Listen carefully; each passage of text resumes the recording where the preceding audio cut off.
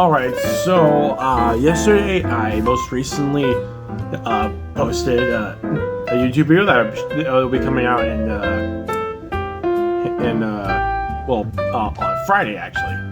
And I want to try and keep making videos, but like more than like compilation videos. But I've always been running into a little bit of a problem. Like sure, like the video stuff would be kind of easy for most people. Some will be really difficult. But the difficult thing for me is the audio thing.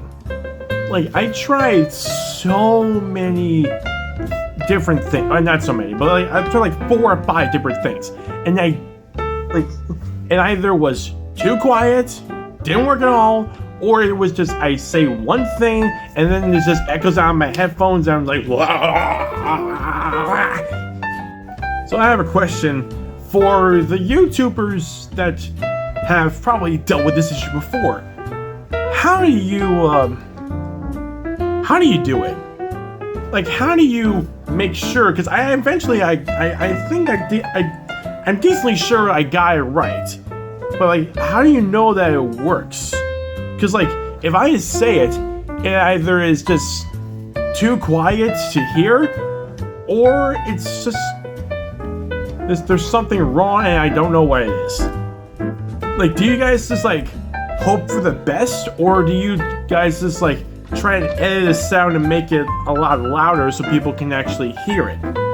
Or do you use like a voice filter so that no one would actually know that it's actually yourself talking? That way people can actually hear it, that even though it's not your real voice. Like, audio can be a real pain in the ass, and I know that. I know that for sure. But I would just like to know, for all the YouTubers that probably are watching this, how do you deal with the audio issue? Even if you're wearing headphones and like trying to make a video with it,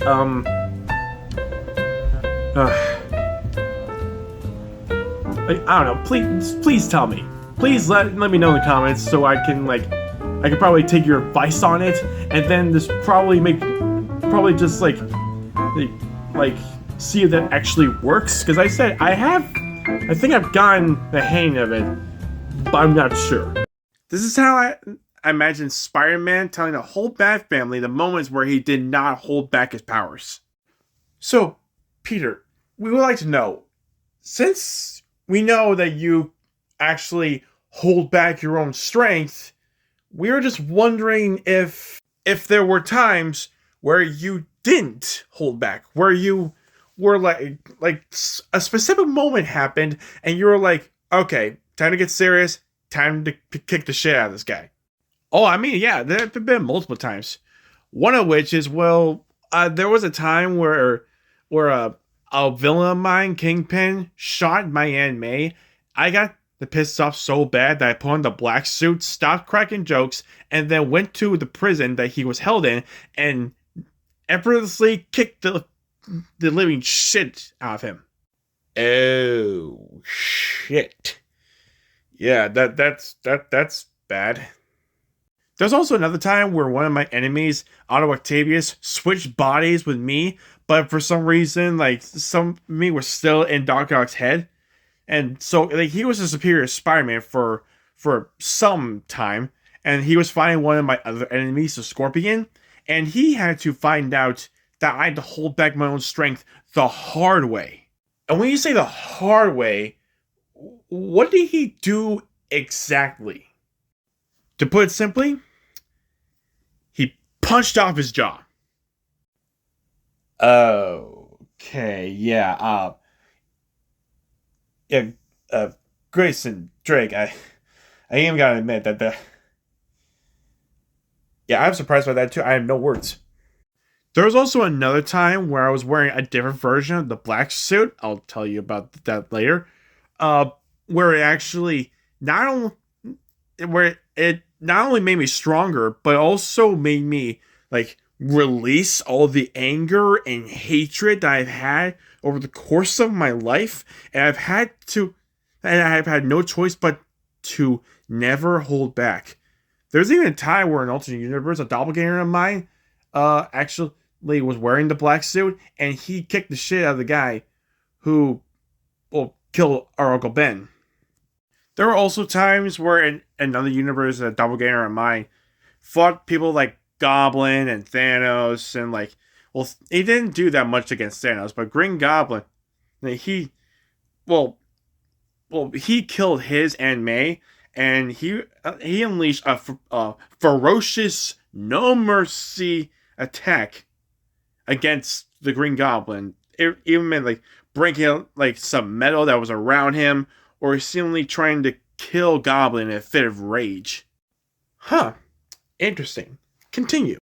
During the Secret Wars, I fought this being named Titania so severely that she developed a mental block against fighting me, showing my capacity for overwhelming force.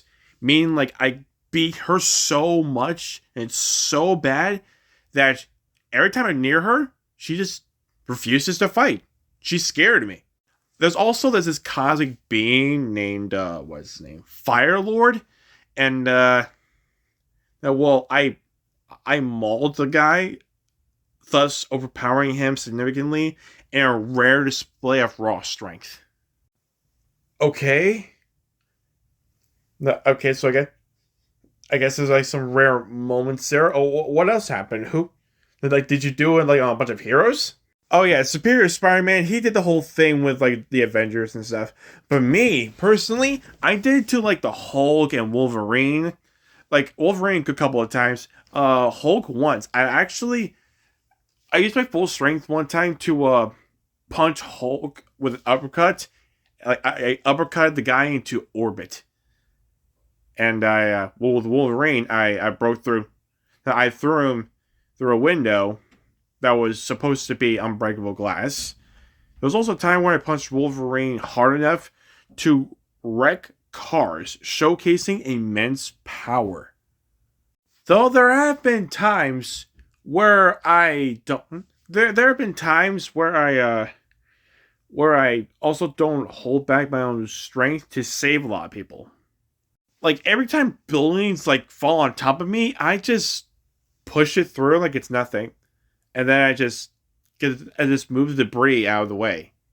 I mean, hell, there would be times where I would fight villains and either nearly die or just die completely, and then everyone would know that I died a hero. Oh, before I forget, I have one more thing to mention. This was before I became Spider-Man. I was still testing my powers and I was trying to test my powers with or without my strength. Okay, tell us. What did you do? Well, when I tried to I webbed a gargoyle and tried to pull on the web while holding back. It did good, but I didn't hold back. When I didn't hold back, I ripped it off. It immediately did that. But then I went to an abandoned building, and then I punched it. It got like a small hole in there. But then I didn't hold back, and the whole building came down. So yeah, I have to constantly hold back my own strength because I am not a killer. I have a code, much like all of you. So yeah, I just hold back my own strength every day. And it's hard. I only decide not to hold back when it involves my loved ones getting hurt. So currently I'm watching X-Men Apocalypse, right? And it made me think of something. For those of you who don't know what the movie is about, X-Men Apocalypse is, the sequel to X-Men Days of Future Past, where in this new timeline, there's a bunch of new mutants with the mansion. Charles is a teacher, Hank is a teacher. There's a lot of other characters that are introduced here, like young Kurt, young Jean, young Scott Summers, who they're all making their way to be heroes, and they're trying to stop an Egyptian mutant who is trying to reshape the world in his vision. But the thing that I wanted to talk about was both Scott Summers and Alex Summers, aka Cyclops and Havoc. Because in this movie, Alex Summers dies and Scott Summers is soon to be Cyclops after this movie. I wanted to talk about a lot more about on their abilities. For those of you who do not know, Alex Summers and Scott Summers have the same powers. They're brothers, and like Alex Summers is named Havoc. He has like concussive beam energy, but it comes out of his like chest. It comes out of his hands, just like those parts of the body. And for Scott Summers, who is also known as Cyclops, he can shoot optic beams, uncontrollable optic beams, from his eyes, which he can like kind of control by just wearing just like glasses that have like ruby quartz as the lenses, and that's it. Or at least that's what he wears when he's in his casual, when doing his casual thing, when he's not doing combat. If he is in combat or like training, then he like switch those glasses for a visor that also has a line of ruby quartz as a singular lens, like actually they have both eyes be able to see, and like he can like control the density of those lasers with like a button on one of the sides of the visor. Now in the comics, Scott is older than Alex, but in the X-Men movie franchise, the age gap is reversed. It's Alex Summers who is the oldest, and Scott Summers who's the youngest. Also, a little thing about the family tree. In the comics, their father is like a space pirate, unlike the Guardians of the Galaxy, and their mom is I would say like normal, and like they have a third brother named Vulcan. But in this case, in the X-Men movie universe, Vulcan's not mentioned at all, and both parents are just normal humans. It got me to thinking while watching the movie, it got me to thinking about their powers a lot more. So I want to ask, is it possible for both the Summers brothers to have the same exact powers as each other? And I'm saying, like, if it's possible for Scott Summers to shoot optic beams out of his eyes, would it be possible to do like the same thing that Havoc's doing, where like he can shoot it out of his chest and out of his hands if he could? And would it be possible for Alex Summers to shoot beams out of his eyes just like his brother? But the difference is that only one will be able to control it without special glasses. I know that for the fact that like Havoc, as I said, can shoot beams or just like blasts in general out of his hands and out of his chest. But I think it could be possible for him to like shoot it out of his eyes. Also, in first class, before the whole beam thing, he was able to shoot energy rings to form energy rings from his body and then throw it at his opponents. He could still do that, but he will have like more control over it. And like, I feel like it would be possible for Scott to be like that too. As for Alex, it's just he can just take off the glasses and then, or take off the visor if he wanted to, and then just shoot the optic beams out of his eyes, and he wouldn't be able to stop. He can go for as long as he wants, with no control over it whatsoever. So, would it be possible if Scott Summers, aka Cyclops, could be able to shoot those optic beams out of his hands and out of his chest just like his brother? And would it be possible for Alex Summers, aka Havoc, for him to shoot beams out of his eyes if he could do that? That would be like both of them extending the limits of their abilities, like going into the fullest of the full limit that they can go for. I don't know. It's just a little thing that I thought of just like a couple minutes ago. But what do you guys think? Do you guys would be possible for them to like fully extend their powers and for Scott Summers to shoot energy blasts out of his hands, out of his chest like Havoc, and for Havoc to shoot energy beams out of his eyes? What do you guys think? Let me know. So I don't know if you guys ever heard of it, but it's been reported that Sebastian Stan is going to be playing Harvey Dent, aka Two-Face, in the Batman Part 2. Now, upon first inspection, it does look great. It does look like an absolute, good Two-Face look. But I am going to be optimistic for what the Batman Part 2 is going to be like, as I'm always going to be cautiously optimistic for these future movies. So yes, Sebastian Stan is casted for Two-Face as the idyllic district attorney that has been confirmed, signing up for the iconic transformation to the villainous Two-Face, though, as they said, it's been unclear if he's going to be fully transformed in the Batman Part 2. There's also speculation that the Joker, the Court of Owls, is going to be in the Batman Part 2 as well, because Barry Keoghan is confirmed to return, but only as a recurring, unsettling force rather than the central antagonist. So it means it's going to be a side villain, which I guess will be kind of a relief for some people. But it's being hinted by the brief and practical appearance in the first film and deleted Arkham scene. As with Court of Owls, in the finale of the Penguin series, strongly hinted that the Court of Owls, this secret society, suggesting there'll be true power behind Gotham's corruption, challenging Batman on a systematic level here. Will this mean that the Court of Owls may be the main villain for the Batman Part 2? I have no idea, but it's a possibility. I'm not saying that Sebastian Stan wouldn't make a great Two-Face. I mean, we'll wait and see when the Batman Part 2 comes out. But all I'm saying is that, well, I'm a little worried about what fans might think. Because to this day, a lot of people still think that the Court of Owls might be the potential main villain for the Batman Part 2. And with Two-Face being in there, there's a possibility that it could not happen like that. I do want the Court of Owls there, but I also want other people to be there, like Victor Zsasz, or Clayface, or Counterman. Please be Counterman. Please have Counterman be a villain, at least in the movie. Please.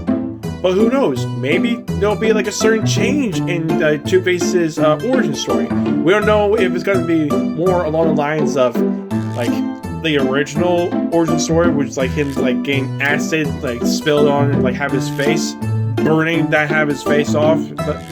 Does give him that exact same look, or more like the Dark Knight trilogy, where a building was exploded and he got his half his face got burned off, and he also lost his lover at the same time. Also, as we all know, Scarlett Johansson is also going to be in this, preferably Gilda Gold, aka Gilda Dent, aka Harvey Dent's wife.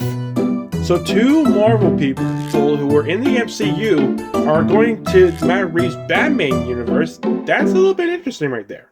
I mean, the Winter Soldier and Black Widow in a movie together, where there's a possibility that this person may or may not be in the movie as the main villain. But I don't know that it's gonna be more like from the Long Halloween Part 1 and 2, where it was just oh, this guy's the main villain. No, he's not. This guy's the main villain. No, he's not. Two-Face is the main villain. No, he's not. And then the real villain is going to be introduced in the very end of the movie. Because, in the Batman Part 1 and 2, those two movies, it went through a whole lot of suspects till the main villain was, the least person you would expect. Because, from Part 1 all the way to Part 2, we all thought it was Counterman who was the main villain. It was not.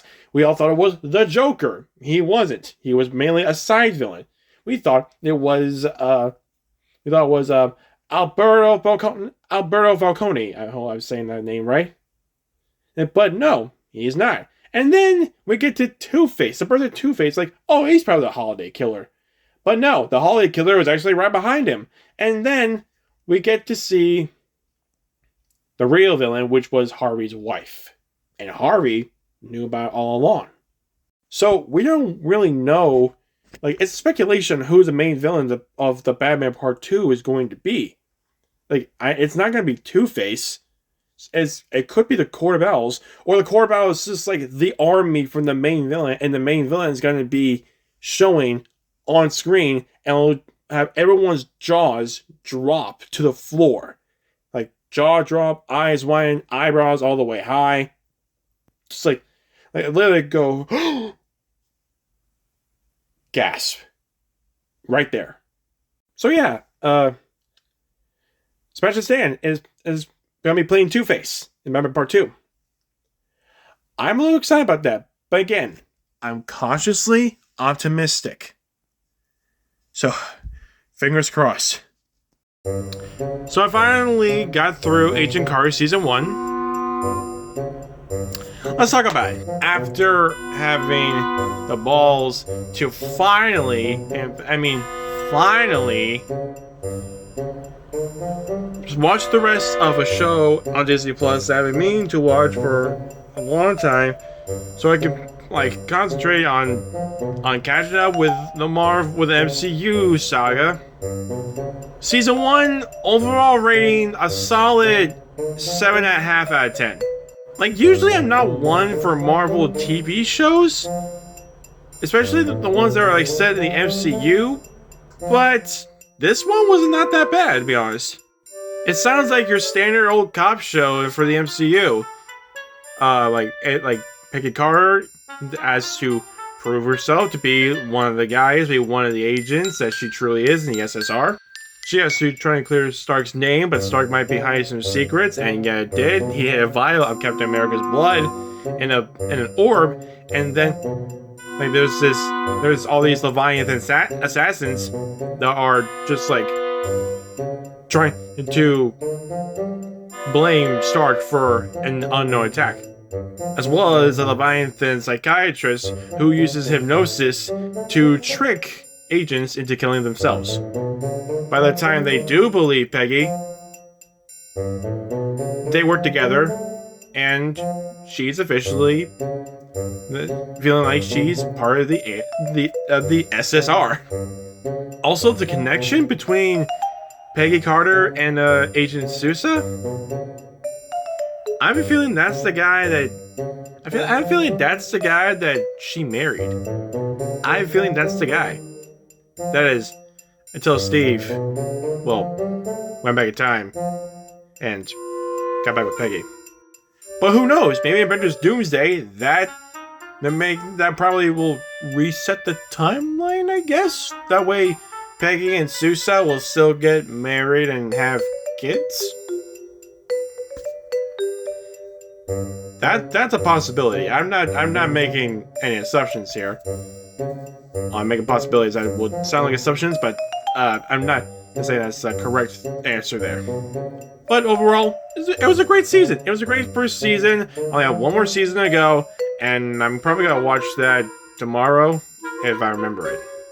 Ben has so many electric aliens, but which one is his best? Ooh, buddy, you are asking the right questions right here. Now, don't get me wrong, they're all great electric aliens. They all can be powerful, and they can show themselves that they are truly powerful. But the question is, which one is the best electric alien? I mean, yeah, Brainstorm can do electric things, but he's more of a intelligent alien. He's known as a cerebro crustacean. Cerebro meaning the brain, meaning he's one of the smartest beings in the entire galaxy. He's most known for his incredible mind and less known for his electrical powers. So I don't think it's him, but he is a badass. I will say, he's badass for his mind, but not for the electricity. Then there's Amphibian, who in first appearance, he can do all of this crap. He can absorb electricity. He can shoot electricity. He can breathe underwater for some reason, and turn to electricity, go through power lines, all that crap. But Ben really didn't do that much stuff. All he can do was fly, go through stuff, and then shoot electricity, and that was it.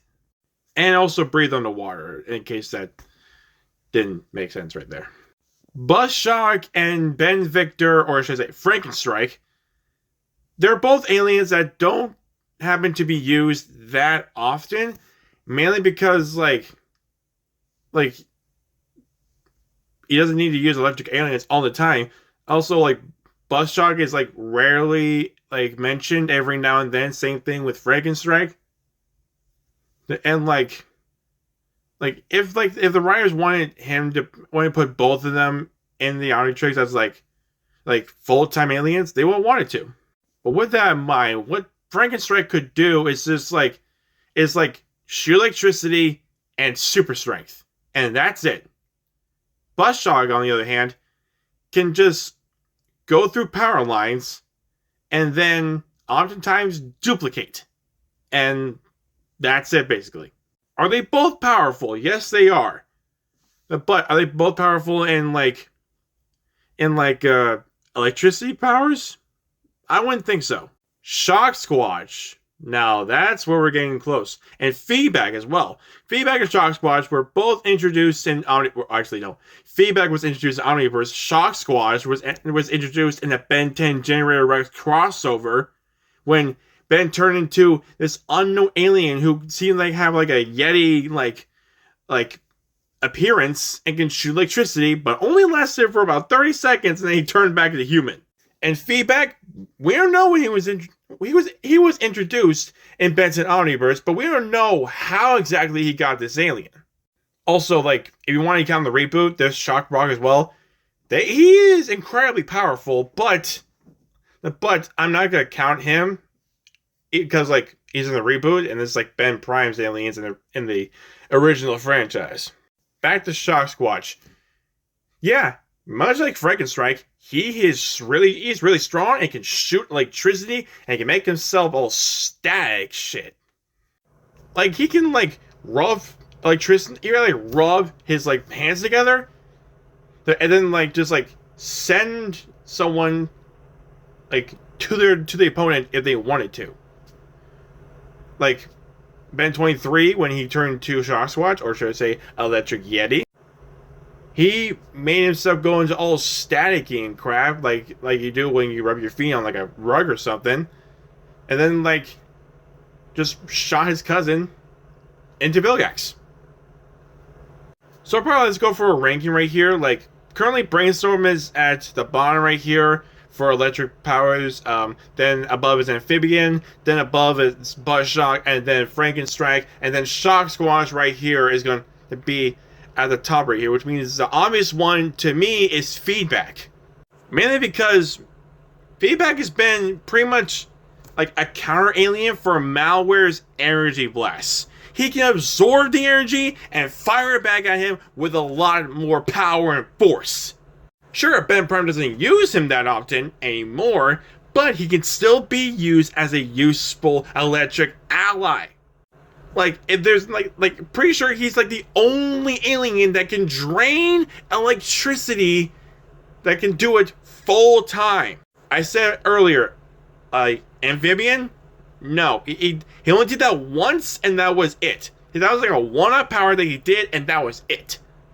Feedback? That wasn't one-off power. He can literally absorb, like the energy of a unstable reactor, and then he can just, like, shoot at an opponent, like shoot at Eon or Vilgax or something.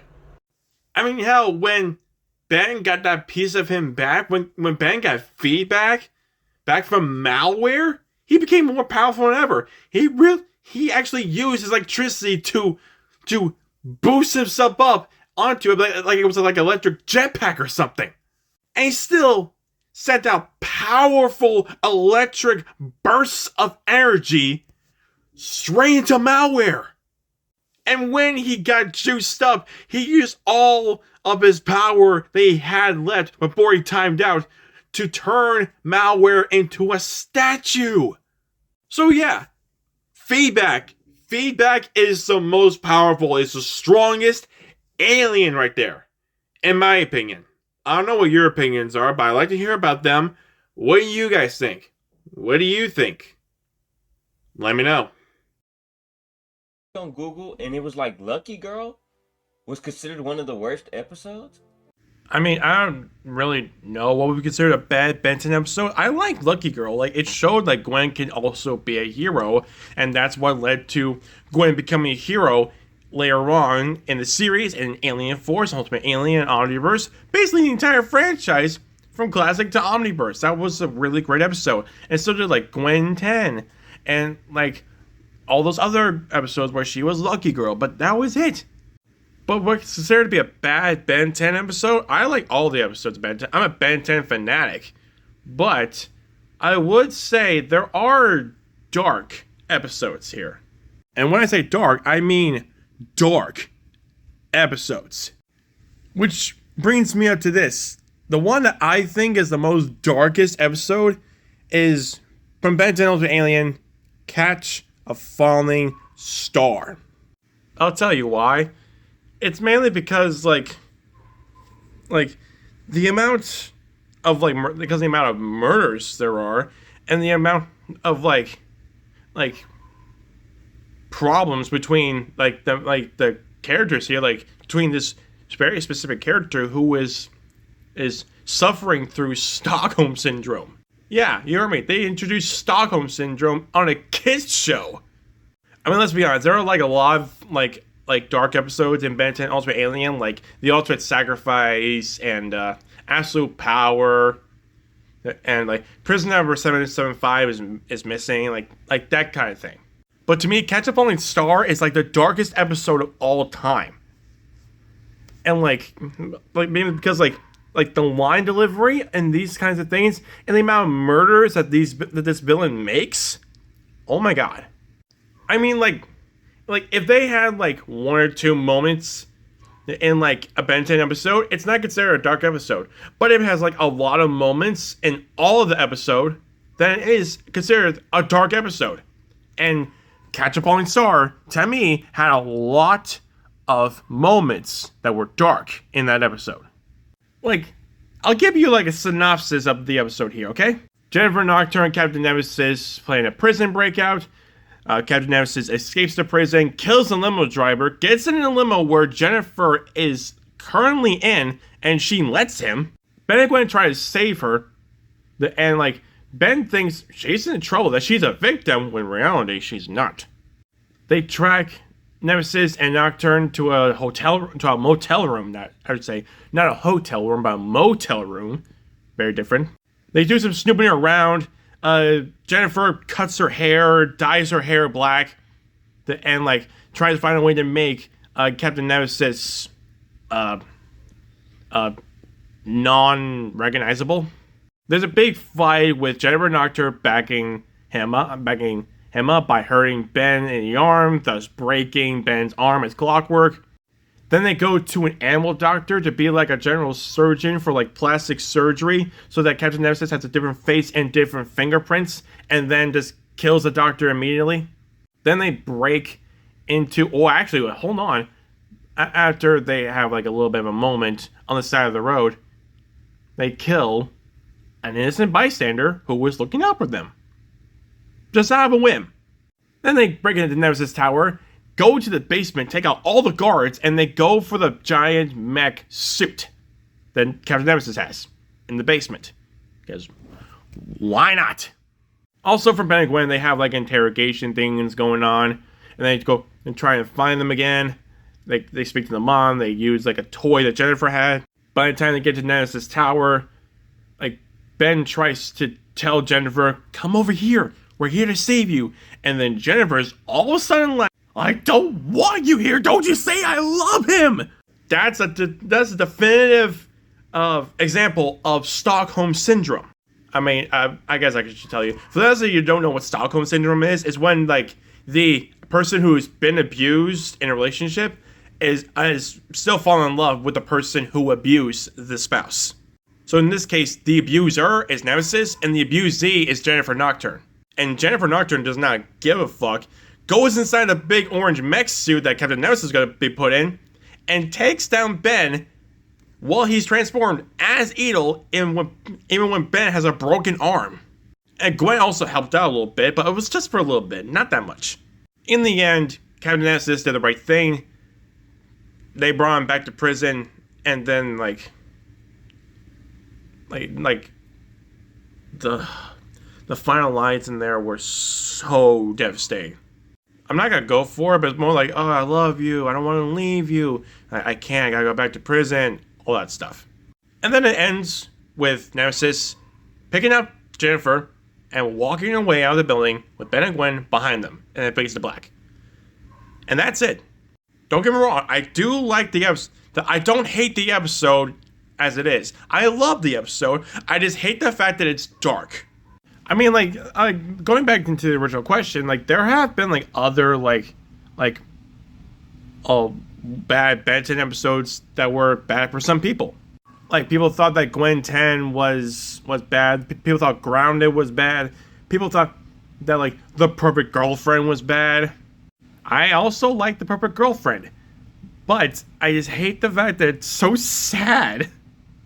Because Elena is trying to get back together with Ben by disguising herself as Julie, aka the girlfriend who went to go for a tennis tournament on like the other side of the world, and like became like this like slave to Ben. Like, you want to do this thing? All right, let's do it. You want to stay here and do some stuff with your friends? That's all right with me. If your friends are having some doubts about me, I'm gonna kill them. I mean, in the end, she ended up hating Ben and everyone else. And then she was never heard of again. That was her last appearance in Ultimate Alien, and that was it. Unless you count like the brief cameo they had in like a game show episode of Ben 10 Omniverse, which I wouldn't count because you barely see her for a second.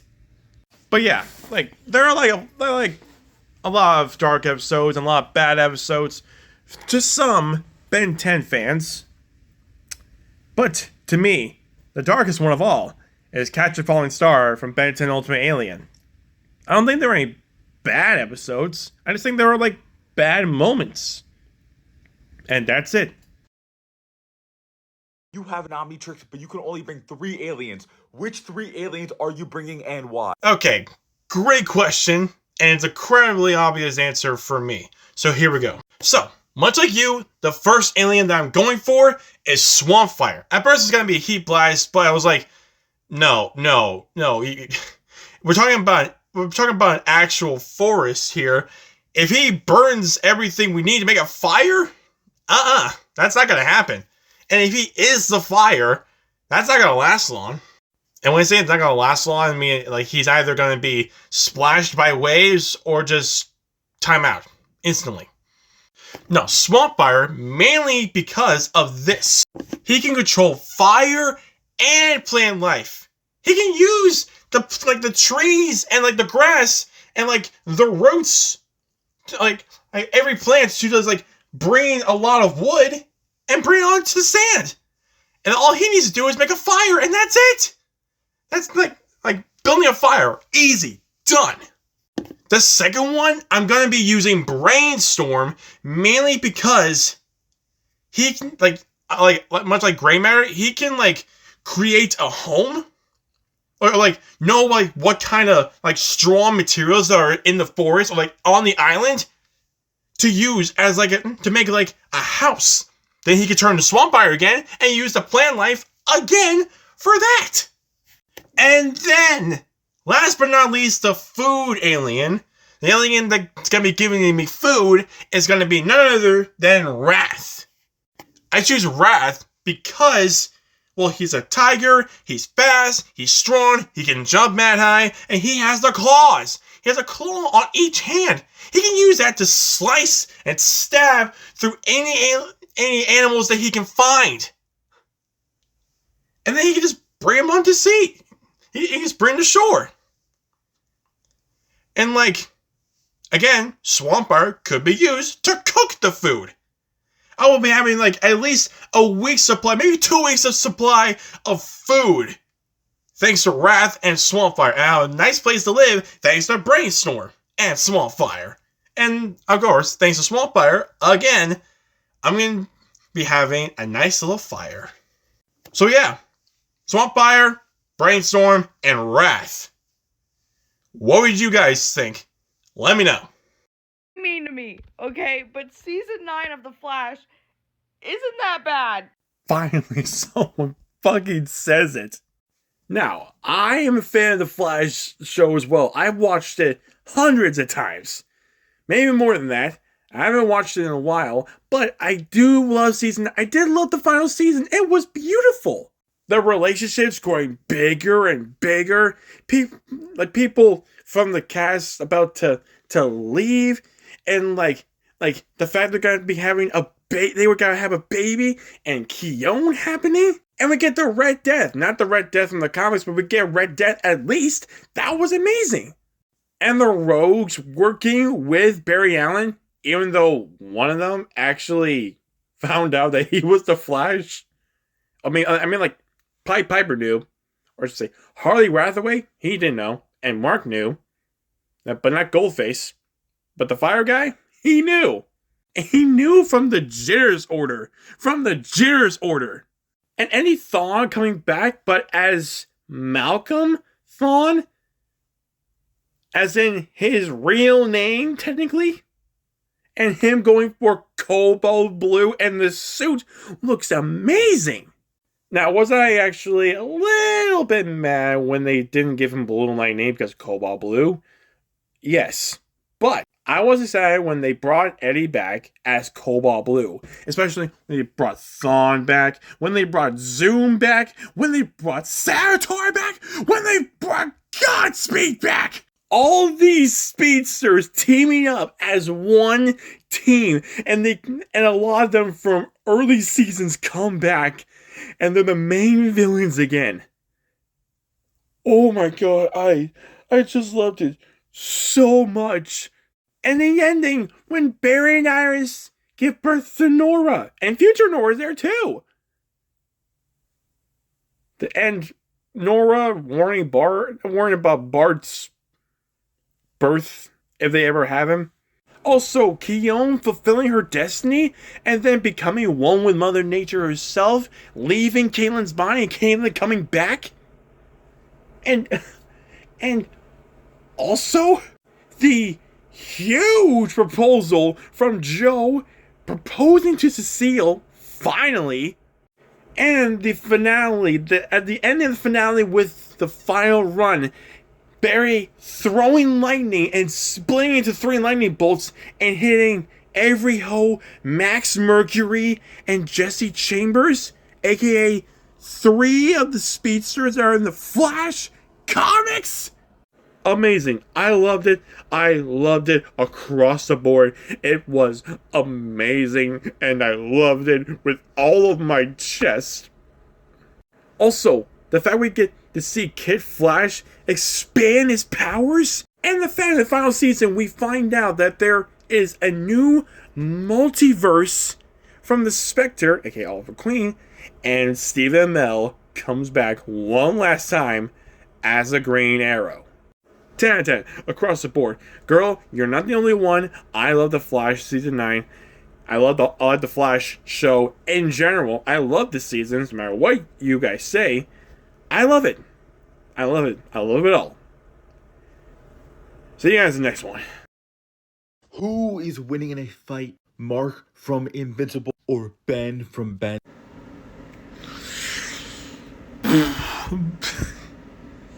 He is right, though. It's not even close. It's not even a fucking debate. Come on, man. It's obviously Ben.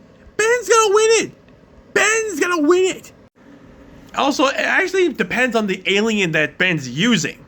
It depends if he's using muscle, speed, smarts, energy, absorbing, or he's using like anything projectile based. If he's using projectiles, he's using Diamond Head. If he's absorbing energy, either feedback or chromosome.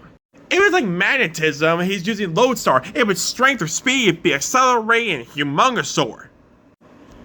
Alien X, however, that's a different thing right there. Cause if he's not in control, he's fucked.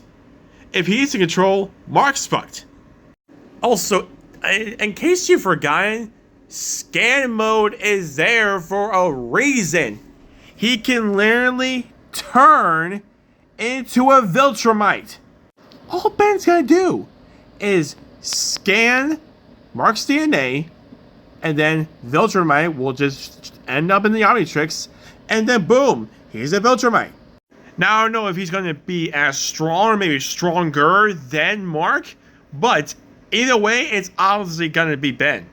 And if he doesn't want to be a Viltrumite, he can just go for way big, and then you just stomp on him many times, and that will be it. So yeah, obvious it's gonna be Ben who's gonna be winning that fight. It's like those fights when people be like who they're winning a fight between Homelander and this guy, Homelander and that guy. Like, Homelander's gonna lose all the time. Against Omni-Man, Homelander's fucked. Against Superman, Homelander's fucked. Against Mark, that's actually a I'll call it a draw. Homelander gets Sentry, Homelander's fucked. Homelander gets Brightburn, Homelander's fucked. Like, seriously, enough of these stupid ass debates, guys. It's obviously Ben 10 across the board. That's who he's gonna. That's gonna be bringing home the belt. So this comment actually comes from One Day at a Time's video about the Flash, where he doesn't just generate Speedforce energy. He's the one who created the Speedforce, and how the Speedforce did not and did exist at the exact same time. Time travel, Speedforce. I know it's complicated, but I love it. And this person asked if they technically did it in the Flash CW. Well, yes, they did, but it's complicated. Probably as complicated as the comics one, but let me explain. See, this actually happened twice in Season 7. The first one was for sacrificing Nash. The second one was Iris giving Barry speed and, like, them both awakening the Speedforce. But to do this, you gotta go back to Season 6, because in Season 6, the idea of creating artificial Speedforce was revealed. And during sometime Season 6, including after the events of Season 6 and before the events of Season 7, they were creating an artificial Speedforce machine and trying to figure out how to power it. They decided to use all the Harrison Welleses in the multiverse that were trapped in Nash's head, including Nash himself, to power the artificial Speedforce forever. And yes, it did work, but it also made Flash become more like the Thinker, because he gained speed thinking, and he used it too much. And then when he saw the error of his ways by hurting the people he loved, he shut down the artificial Speedforce, and he lost his speed. Then later on, Barry found out that the Speedforce would actually still be alive, and so Team Flash used the artificial Speedforce machine to have it attract organic cells instead of artificial cells. And then Iris put her hands on the orb that's connected to the machine, and then she created organic speed. And then he got his powers back. And the actual Speedforce was born again. Along with the Strength Force, the Sage Force, and the Strength Force, Sage Force, and the Still Force. See, the artificial Speedforce would have been like Velocity 9 or Velocity X, but except it's not giving you speed for a short time. It would be giving you speed for an extraordinary amount of time, like as long as you want. It'd be like an actual Speedforce inside your warehouse or something. He was only artificially given Speedforce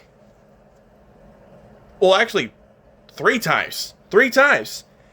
And the other times were just organic Speedforce. Like in Season 1, he was struck by lightning. That's organic Speedforce. In Season 2, he was struck by lightning to get his powers back. That's organic Speedforce.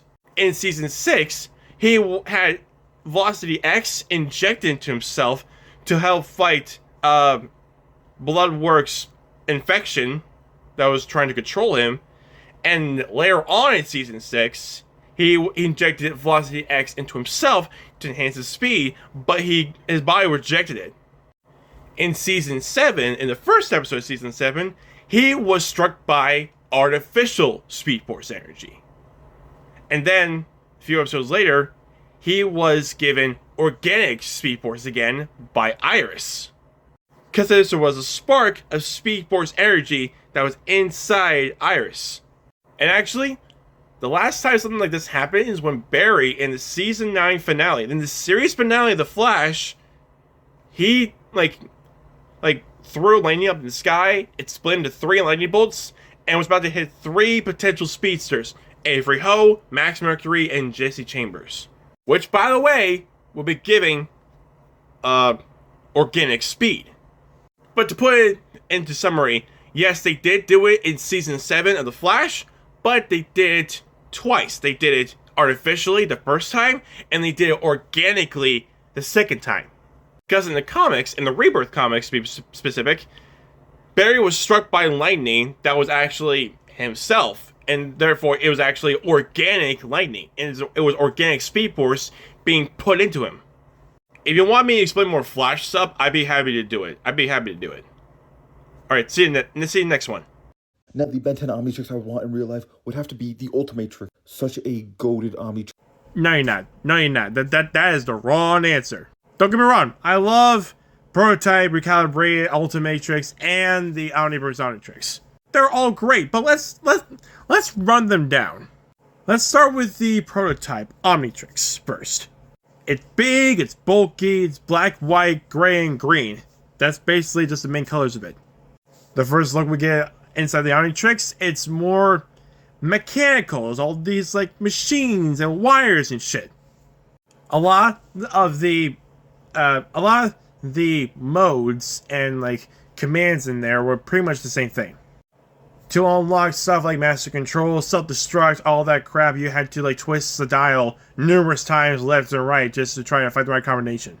For scan mode, it was introduced by having an alien scratch the Omnitrix and then just scan the DNA. Middle school me would absolutely love that. Even I would still love that, but I'm not picking that. That's my close second, though. That's my close second. Next up, we have the Recalibrated Omnitrix. It's more streamlined. It's a lot more green than black and white. There are like 2 different ways to activate the Omnitrix, either by buttons on like the sides or the sides. And when I say that, I mean like there's like 2 buttons on like one this side, one this side, one this side, and one this side. So like you have to like press both of them and press either 2 of them and then just activate it. And like some of the aliens, they were fusions of previous aliens in the classic series. And then it was later on revealed to have like the commands and the codes to be activated via voice command. Like self-destruct mode, access master control, decouple Omnitrix. And there's like command codes for that sort of thing. So yeah, I don't think I'm going to go for that one. Now, the Ultimatrix is a good one. It is a really good one. Like, I get the gauntlet, the ultimate forms, all that shit. That's impressive.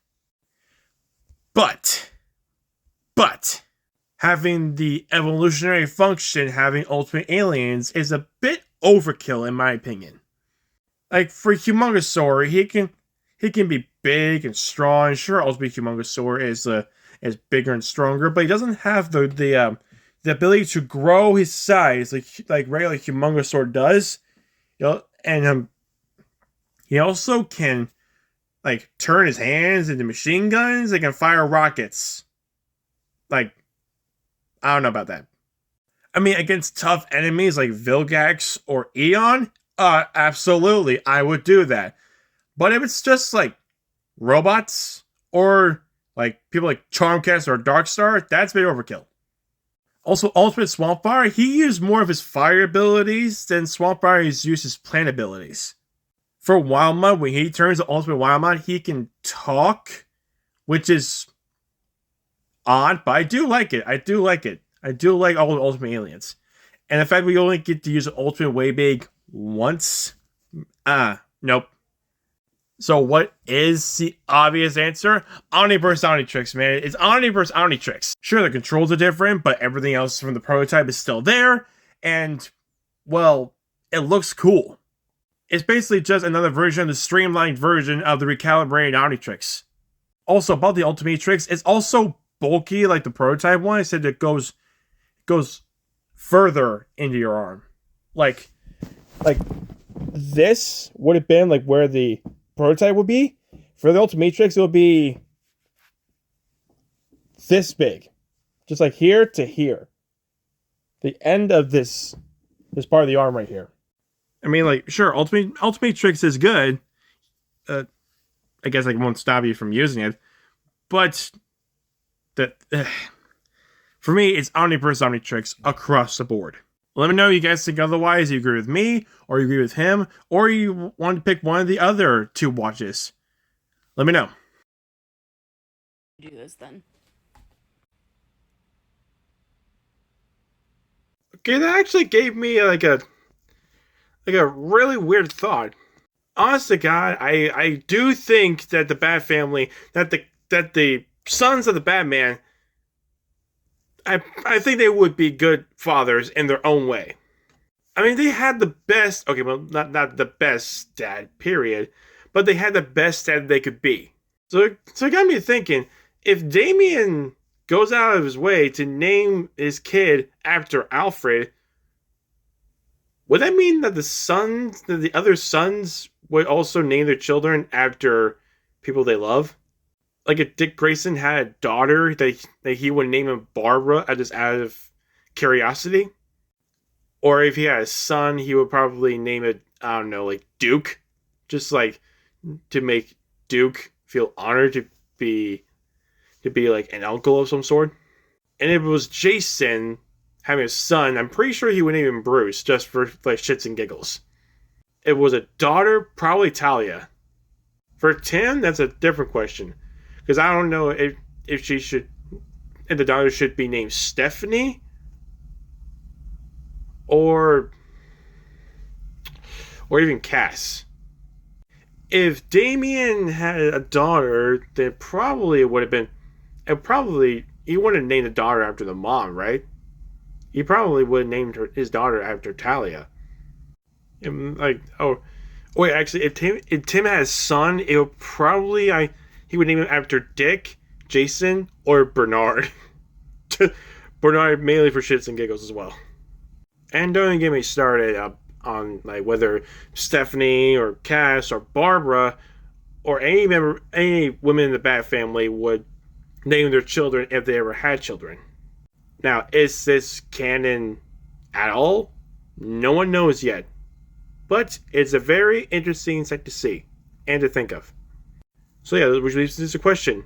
Who would you think would be great as a parent between the men in the Bat Family and the women in the Bat Family? Do like a ranking of each of them. Let me know in the All right. I've been holding off for a while. Let's talk about most recent stuff that's been going on lately.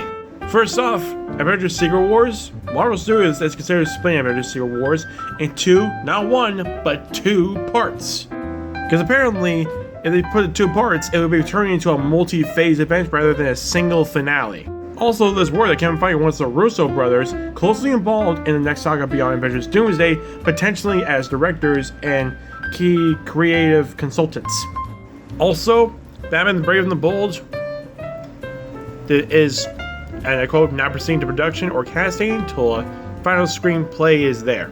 Also, if anyone wondered who the Robin was going to be in The Brave and the Bold, it's Damien. It's Damien. If you already knew that, good for you.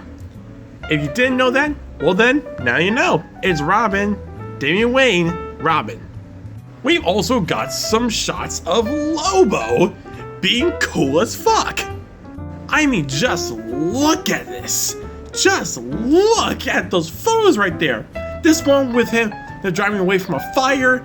This is him like stopping and then looking at people.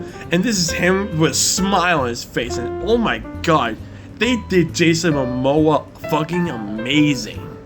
Oh, also, and Sony has reportedly said that they are now open to sharing characters they own with Marvel. Specifically, Venom, Morbius, Madam Web, and Kraven the Hunter. Also, I would like to say that Robin will not appear in Batman Part 2, as some people might be thinking of, and the rumors are false. Batman will not have a Robin in Batman Part 2. It's been denied by James Gunn, and Matt Reeves' vision, and obviously that Robin was discussed during development, but fits in a better, like different potentially animated project as a child vigilante that seems too fantastical for the realistic tone, which I kind of agree with that. But what to expect from Batman Part 2 is like a deep dive into Gotham's corruption, and I quote, "The sequel will likely explore deeper layers of Gotham's elite and institutional rot building on the first film's themes." Now I don't know if this means this will take place like shortly after the events of the ending of Batman Part 1 or long after the events of Batman Part 1. Also, we'll be expecting multiple threats happening in this movie, expecting a complex web of villains with Dent Rice as Two-Face potentially serving as a major focus alongside the overarching conspiracy of the Court of Owls. So there's a possibility that we get Two-Face and the Court of Owls in the same movie, as well as a lot more villains. We might get like a lot of side villains, like we might get Riddler back, we might get Joker back. Actually, well, Joker's gonna be in there, and we might get the Al Ghouls, we might get Counterman, Clayface, Victor Zsasz, we might get Mr. Freeze. We don't know for certain, but that's all we know on this front. A lot of you already know this already, but the reveal behind the 4 Avengers Doomsday trailers. No, the first one about Captain America, second one about Thor, third one about the X-Men, and the fourth one about Black Panther. They're not teasers and not trailers, they're, and I quote, clues. They are clues, they are stories, and they tell us to pay attention. Now, what does that mean exactly? And I would say it means that not only are these characters going into Avengers Doomsday, that not only are they forming together, but that all of them will have their own independent story. And with those independent stories, they will fuse together to create one major story for all of these characters. Another thing, Peter Parker will have organic webbing in Spider-Man Brand New Day, so those like Tobey Maguire will not be the only one with organic webbing. Now, Tom Holland's Spider-Man will be the first and only Spider-Man in the MCU that will have organic webbing, as far as we are aware. Also, Dr. Doom and Avengers Doomsday will reportedly have multiple masked sidekicks in this movie. The sidekicks will both include men and women, currently unclear whether they're loyal followers or ultra variants of Doom. Yeah, we don't know if they're like the Avengers counterparts, or they're just like doppelgangers of Doom. But there's a speculation that like there might be followers of Doom variants, including a female variant of Dr. Doom. There's also potential casting Elizabeth Olsen, Scarlet Witch, will be involved as a masked female Doom, but I wouldn't rule that out as a possibility yet. Also, the inspiration to the organic webbing is a nod to Tobey Maguire's Spider-Man films in a way to cater to fan desire for that classic organic web power. The plot element for this, like his powers are in flux, leading him to breaking out of a self-built web cocoon and using organic webbing and panic. Also, and I quote, the film may tie his emotional instability and new powers together, possibly involving more reality warping effects or a deeper mutation. What does that mean? No one knows for that matter, not yet at least, but it'll be a surprise, and we all love surprises, don't we? And that's pretty much it for, in this case. I'll probably do more on the things that I forgot to mention that's new to Marvel or DC or whatever. Okay, catching people up, what's going on with Marvel or DC or any other media as well, part 2. And before anyone asks, yeah, I decided to stay in my pajamas all day today because, like, I'm lazy, and I didn't feel like it. I'm sure all of you feel the same way. Let's proceed. Let's start with Scarlet Witch. So, it's reported that it's going to be a solo project for Scarlet Witch that it's going to be in the works for Marvel. Now, I don't know how that worked because she's dead, and we already had like a Scarlet Witch project kinda with WandaVision. But apparently it's planned to be part of the Mutant Saga after Avengers Secret Wars. So that means that mutants will be introduced here. It's a possibility that mutants will be introduced in the MCU, so we'll get like... Well, actually, now that I think about it, Deadpool and Wolverine technically did enter the MCU, so I don't know where that will be headed. For Wanda's sake, that is. And who knows, it may be a variant of Wanda or is Wanda from the MCU who faked her death. Next up, we got a full look at Lobo, and god damn, does it look good! Just look at what he's wearing, dude. Like the colors and everything. Including like the skull features on his belt, the big ass boots, the chains on him, and especially the way his face looks. Now here in the Lobo comics, Lobo has a Red Lantern ring on his neck that he wears as a necklace. I don't know what this thing is. If it's not the Red Lantern ring, I don't know what is. Next up for Loki, he's officially going to be called God Loki in Avengers Doomsday. I don't know how they're going to be introducing that name in Avengers Doomsday, but apparently it's going to be called God Loki, so okay. For Star Wars, there's going to be another Star Wars trilogy where Rey will have a big role in this trilogy. Now the question is, will she be a mentor, or will she still be having her own storyline in there? Or will she have a big storyline as someone's mentor? We'll find out, won't we? Next up is Hulk. Everyone knows Mark Ruffalo is going to be in Spider-Man Brand New Day, but it's confirmed that he will now return as Hulk in Avengers Doomsday. Now, I don't know if we're going to have a Hulk in Doomsday period. We could have Abomination or Red Hulk. We could have She-Hulk back in there. We could have... Well, Scar could be coming in as a return, or we can get another one, A-Bomb. Next up is Wolverine. The next MCU saga will reportedly feature 2 actors playing Wolverine, which means it will be a possibility that Hugh Jackman over here will be playing Old Man Logan, and someone else will be playing a younger Logan. Now, granted, we technically saw Old Man Logan in Deadpool Wolverine when Deadpool was visiting the Wolverine variants. And like, I know technically in Logan, he was already Old Man Logan, but this one's different. So he's going to be Old Man Logan, and there's going to be another actor who's going to play a younger Wolverine. Or it could be Daphne Keane again. It could be Daphne Keane coming back as Laura. Going to DC, the Mr. Miracle adult series that was mentioned a few times, it'll be officially set in James Gunn's DCU. Going back to Marvel, for Spider-Man and Venom, Marvel's planning to introduce Venom in Tom Holland's next Spider-Man trilogy. I wonder how the MCU is going to be putting Venom into the MCU and how it's going to be correlated. I don't know. I'm actually a bit curious about this one. Going back to Star Wars, there's going to be a horror series in the works. A horror series for Star Wars. Now, due to the picture, I don't know if it's going to be based on Vader, or it's going to be based on the Sith, or it's going to be like Jedi's facing traumatic times. Back to Marvel, it's reported that Steve Rogers will reportedly wield Mjolnir in Doomsday. Now, could it be the one that was broken in Love and Thunder? Probably, but we don't know. It could be another version of it. Either way, it'd be nice to have Steve wield Mjolnir again, because that scene in Endgame was awesome. For Marvel again, Steve Rogers reportedly wield Mjolnir again in Avengers Doomsday. If they can make it happen in Endgame, they can definitely do it in Doomsday. I actually can't wait to see that. Last but not least, Supergirl. James Gunn will say Supergirl will feel similar to a Guardians of the Galaxy movie.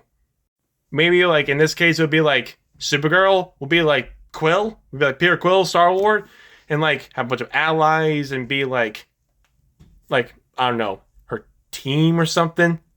Also, something about the Batman Part 2, or like a couple things, it'll like the storyline will be like a bit darker as well, and like the story will continue after the events of the Penguin show.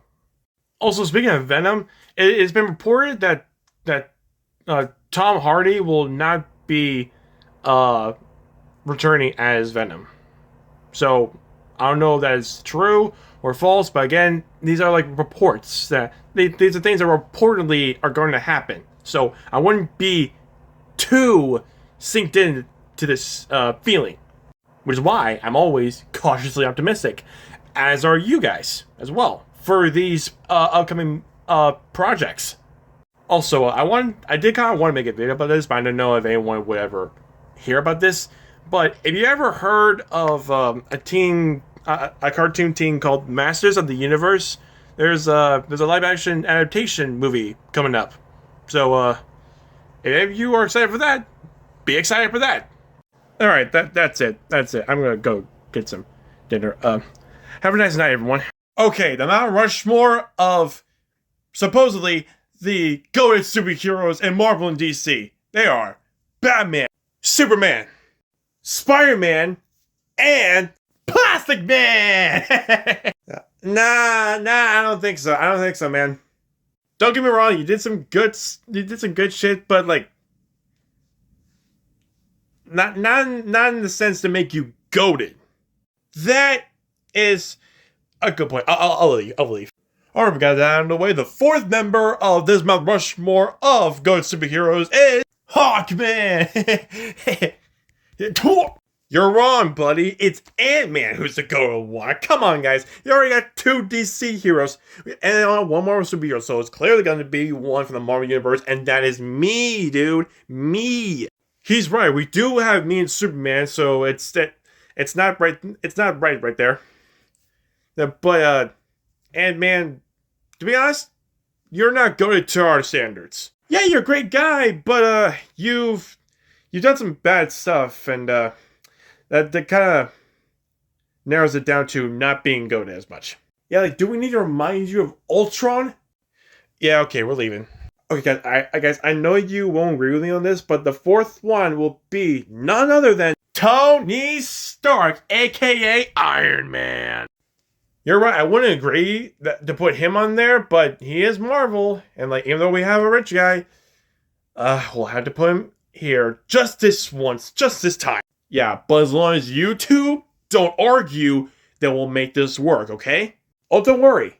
I'll make sure that he stays behaved. I'm already regretting this. Tom King recently said that Alfred's death was actually not planned. Since we are on the topic of revealing things that weren't supposed to be in the original continuity of the Bat family, I want to add something. So you guys know about the Arkhamverse, right? Rocksteady Studios is a part of this. They're the ones who are responsible for making these great games. And they made Arkham Knight in 2015 with main villains as Arkham Knight, Jason Todd, and Scarecrow. Especially with the fact that the Arkham Knight's reveal to be Jason Todd was actually jaw-dropping for a lot of people. Yeah. Would you believe me if I told you that Jason Todd was not supposed to exist in the Arkhamverse in the first place? Before I go further, I'm gonna tag this guy in the video. Puncher139 made a video a couple months ago called Jason Todd did not exist. It's about how like his presence wasn't supposed to be there in the first place, but it was like rewritten for the script, and then like he was in there just because of Rocksteady. That before, if you want like a distinct point-on-point look, go watch his video. I watched it. It's really good. It made me see the light of this. Because he does have a point. Just like some of the things about Jason Todd did not make sense at all. However, you want another version? Here's a TikTok version. To make it better, I'm gonna actually give it. So, have any of you ever heard the name Paul Dini? If you know who he is, that's good. For those of you who don't know who he was a guy who was a big part of Arkham Asylum and Arkham City. Not Arkham Origins, though. That was, like, different people. However, he did write the original script for Arkham Knight, where the 2 main villains were actually Scarecrow and Hush. But, as the time went on, Rocksteady Studios decided to just, I would say, like, terminate Paul Dini's employment to the Arkhamverse, rewrite the script so that Jason Todd is one of the main villains instead of Hush, and, well, then that's how he got in the first place. I mean, like, if they were to, like, add Hush as the main villain instead of a side villain, we already know that's Thomas Elliott. Whether we're going to say, like, oh, like, that Hush was Jason Todd? No. So that, like, they rewrite the script, they rewrite his origin story for this universe, and then they just add him on there. Like, he was supposed to exist, when in reality, he wasn't. I mean, this is like a brief description of what Clown Puncher 139 said, but go watch his video on YouTube. It's great. I love it. We now present the incredibly abridged origins of every other person in the Bat Family, excluding Batgirls and the Robins.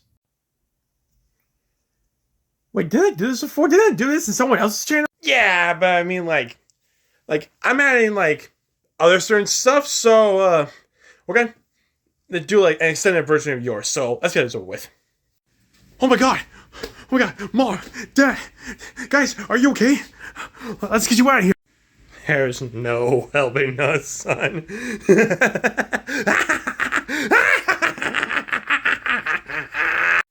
Man, not you guys too. Batman, what? It doesn't matter. Look, my parents are Jokerized, and it seems you already knocked him out. I'm about to take him to asylum. Okay, well, I want to be a Robin. Actually, I don't want to be Robin. I want to be a Batman, but in the daylight. So, it's okay if I can do that? Yeah, why not? Here's a yellow suit, and I can tell you have powers because, well, I'm also a detective. So, you can start in the morning, and good luck. You need any help? The Bat Family's here with you. What about me, Batman? I think I've heard of you. Jaro, right? Your father is another starfish going by the name of, Sorrow. Yeah, I'm not anything like him, but, I want to be a Robin, so can I please be Robin? Yeah, I'm gonna take into consideration, otherwise known as not gonna happen. I'm from an alternate dimension where Jason died and Batman retired as Robin because of the government shit. But, if you like, I would like to become Robin in that universe as well. He's already on board, so I want to know if you want to be on board too.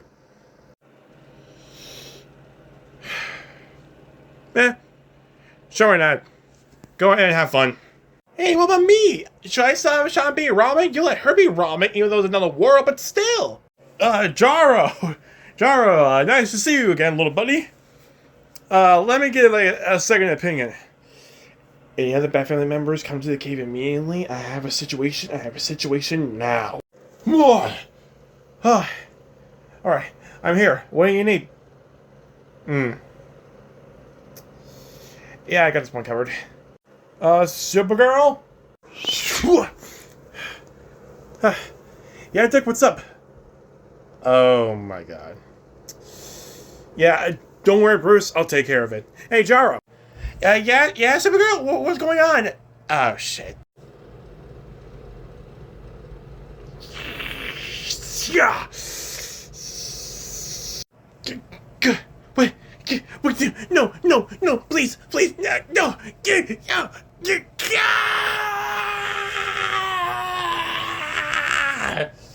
Whew. That's over with. Thanks, Carl. I owe you one. My name is Luke Fox, the son of Lucius Fox. I want to be a Batman, but in the nighttime, unlike the signal right there, I'll also like a mechanized bat suit. Is that okay with you? I'm also the son of Lucius Fox. I go by Jace Fox. My real name is Timothy Jace Fox. I'm already a Batman in my world, so I'm actually just gonna head out. So peace. Yeah, I don't care about this whole shit right there. But you, Luke, is it? Your father and I actually have been working on a bat suit that was actually gonna be for me, but I guess you can have it. We're gonna call you Batwing. You're gonna have a lot of cool tech in that suit, and you're gonna have a great time. Welcome to the Bat Family. Don't forget about me, Bruce. That voice. I haven't heard that voice in a long time.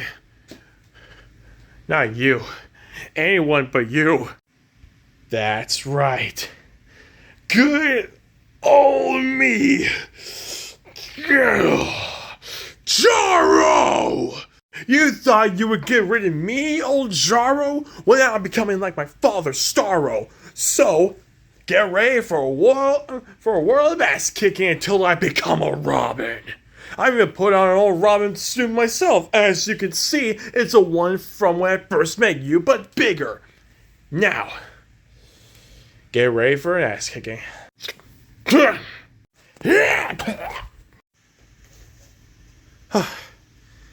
Thanks, Jason. Really meant a lot to me. That guy's so fucking annoying. Bruce, I know that you're my father, okay? And I am mad at you, but I'm mostly mad at myself because I didn't see it sooner. But honoring your legacy by becoming the Batman has been one of the greatest things in my life. So I'm going to keep on using the mantle of Batman. I'm going to create a new legacy of heroes. Maybe form another new Justice League with the current Justice League. We're going to try and make it bigger if we can find more heroes. Now, excuse me, I got work to do. Well, that was easier than I thought. What's this? Whew, that was good. Probably that Lazarus stuff from Talia. Okay. Now I feel like I was supposed to know something. What was it? What the? How did I get here? What? What the? What? Where the fuck did you even go? You're welcome, Bruce. You don't owe me anything. I just want to get the fucking asshole out of here. Thanks. Thanks, man. It's been a long continuity. Whew! Can't wait to rest.